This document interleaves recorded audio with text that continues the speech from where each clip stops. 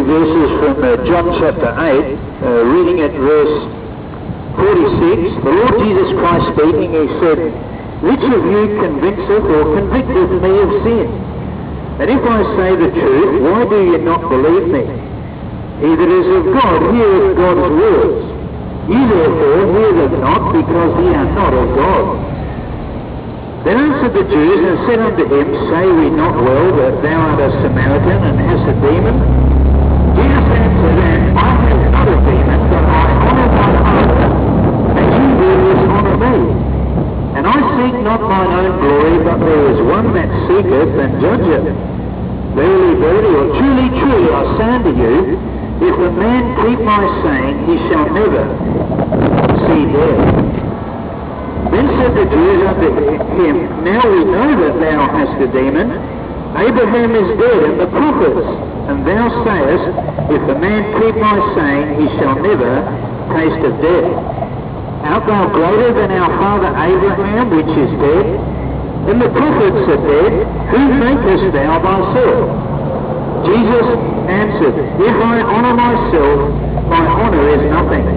It is my Father that honoureth me, of whom ye say that he is your God." Don't forget, this is the religious people of the day, the Jewish religious people of the day. "Yet ye have not known him, but I know him, and if I should say I know him not, I shall be a liar like unto you. But I know him and keep his saying. Your father Abraham rejoiced to see my day, and he saw it, and was glad.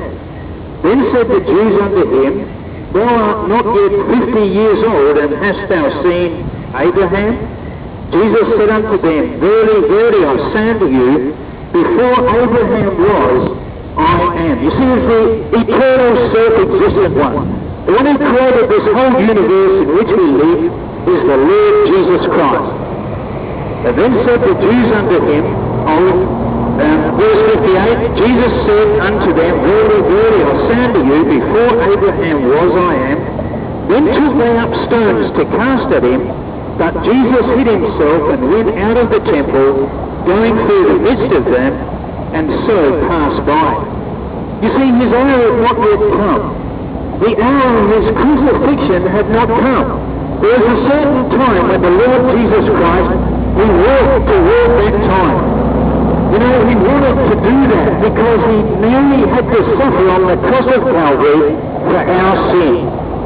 See, Christ died for our sins according to the Scriptures, and he was buried, and he rose again the third day according to the Scriptures. So there's salvation available for you and for me. Our sins can be forgiven now through faith alone in the Lord Jesus Christ. I wonder, do we understand and recognize before God the word sinners?